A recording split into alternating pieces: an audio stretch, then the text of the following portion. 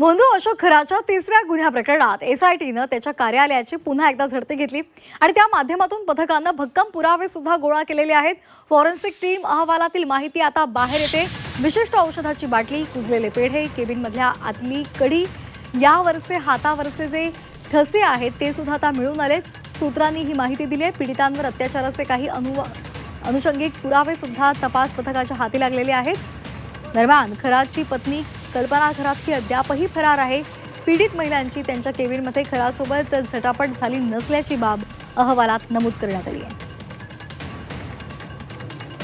सागर गायकवाड आमचे प्रतिनिधी आपल्यासोबत जोडले गेलेले आहेत। तर सागर, पुन्हा एकदा एसआयटीच्या पथकानं खराच्या केबिनची झडती घेतलेली आहे। अनेक गोष्टी समोर आलेल्या आहेत। नक्कीच जर आपण बघितलं तर खरातवरती तिसऱ्या गुन्ह्यामध्ये एसआयटीने पुन्हा ताबा घेतलेला होता। या गुन्ह्यामध्ये एका 7 महिन्याच्या गरोदर महिलेवरती अत्याचार केल्याचा हा गुन्हा होता। या संदर्भात आता पोलीस चौकशी करताना पाहायला मिळते।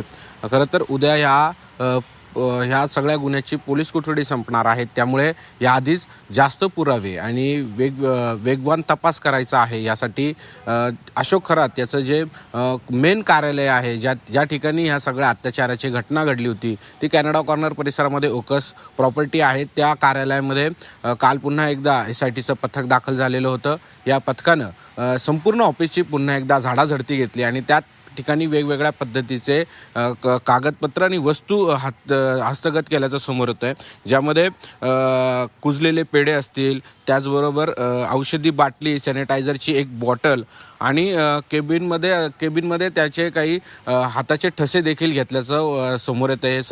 सगळं फॉरेन्सिक लॅबने हस्तगत केलेलं आहे। संपूर्ण तपासामध्ये आता ही जो तपास आहे तो पुढे जाताना पाहायला मिळतो। या तपासाला वेग येताना पाहायला मिळतोय। खरं तर या तिसऱ्या गुन्ह्याचा हा गंभीर गुन्हा होता, कारण ऑफिस बॉयच्या पत्नीवरती केलेला हा प्रकार होता आणि यानंतरच हे सगळं प्रकरण बाहेर पडलेलं होतं। यामध्ये आता हा वेगवान तपास होताना पाहायला मिळतोय। यात पूर्ण ऑफिसची झाडाझडतीमध्ये हे सगळं प्रकरणात समोर पाहायला मिळतंय। तर दुसऱ्या बाजूला खराची पत्नी अजून देखील फरार आहे। खराची पत्नी नेमकी कुठे गेली याचा शोध सध्या पोलीस घेत असताना मात्र या अशोक खरात जी कल्पना खरात आहे ती सापडत नाही आहे। यामुळे तिच्या मैत्रिणी असेल, त्याचबरोबर घरातले नौकर असेल, यांची सगळ्यांची चौकशी आहे ती एसआयटीने केलेली आहे। यात पुढे जाऊन आणखीन बोलता येईल, कारण अशोक खराची पत्नी आहे जिच्यावरती अनेक वेगवेगळ्या पद्धतीचे जमिनी ज्या आहेत त्या नावावरती आहे। यामुळे हा तपास करताना अनेक प्रॉब्लेम जे आहेत ते एसआयटी पथकाला पाहायला मिळतात। त्यामुळे आता समोर आहेत आणि त्या संदर्भात आता कशा पद्धतीने तपास पुढे नेला जातो हे पाहणं महत्त्वाचं आहे। धन्यवाद सागर दिलेल्या माहितीसाठी।